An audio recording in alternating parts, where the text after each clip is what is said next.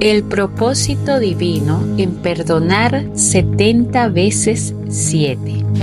El mandato de Jesús de perdonar 70 veces 7 es uno de los desafíos más profundos del cristianismo. Nos lleva a reflexionar no solo sobre el acto de perdonar, sino sobre el propósito que Dios puede tener al permitir que ciertas personas nos hieran una y otra vez. Seguramente te has preguntado, ¿por qué Dios permite que nuestra paciencia sea puesta a prueba constantemente, sobre todo por aquellas personas que parecen estar destinadas a lastimarnos una y otra vez? Pero ¿sabías que hay un propósito divino detrás de la prueba? Dios, en su infinita sabiduría, utiliza nuestras relaciones y experiencias con los demás para moldear nuestro carácter y hacernos semejantes a Cristo. Cuando alguien nos lastima constantemente, nos encontramos ante una oportunidad única de crecimiento espiritual. Esta prueba constante de nuestra paciencia y capacidad de perdón no es un castigo, sino una herramienta de Dios para refinar nuestro corazón. Imagina a un alfarero que trabaja con una pieza de barro.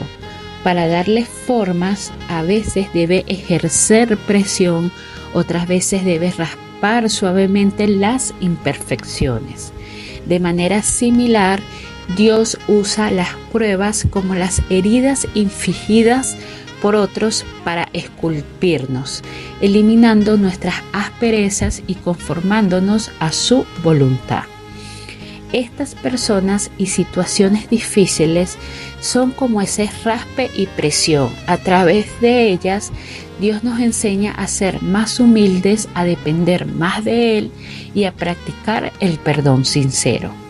¿Te has preguntado alguna vez por qué estas personas nos lastiman una y otra vez y se aprovechan de nuestra bondad, y lo peor es que parecen no darse cuenta de sus acciones? ¿Podrías considerar que Dios, a través de estas personas, está tratando de enseñarte una lección que no aprenderíamos de otra manera?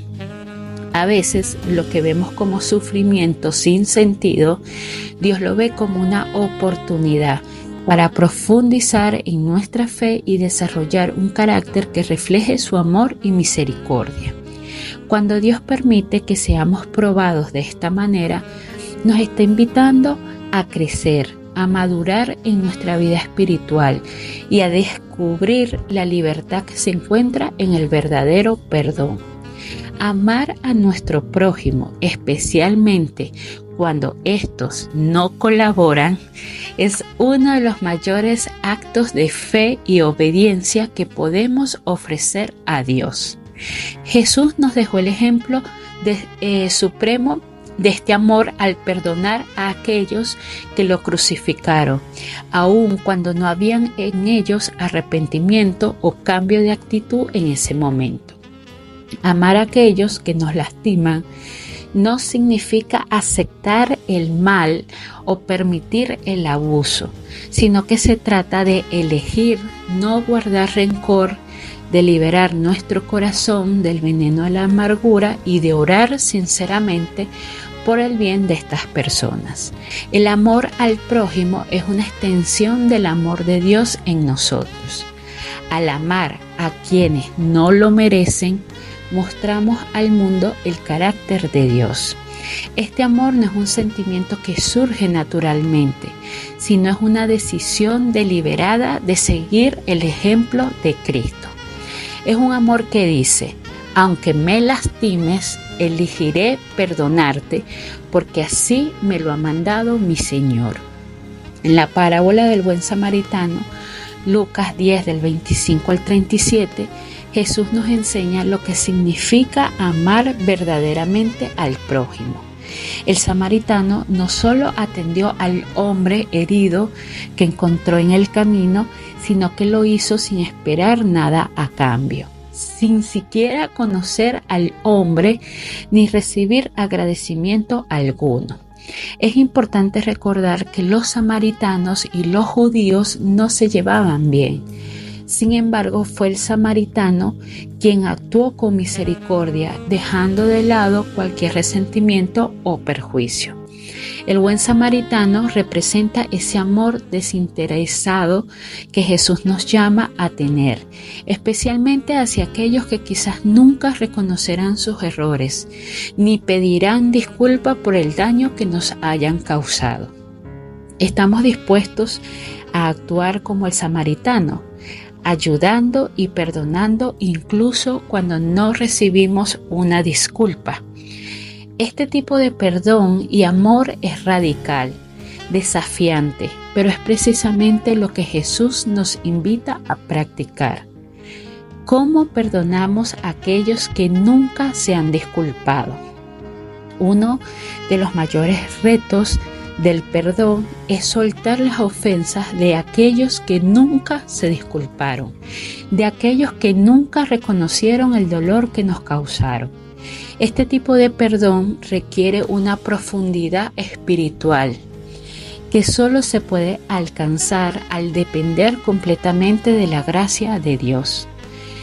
Perdonar sin una disculpa significa liberarnos del poder que esa ofensa tiene sobre nuestras vidas. Significa elegir la libertad en Cristo sobre el resentimiento. Perdonar a alguien que no se ha disculpado es un acto de fe. Es confiar en que Dios es justo y que Él se encargará de nuestras heridas.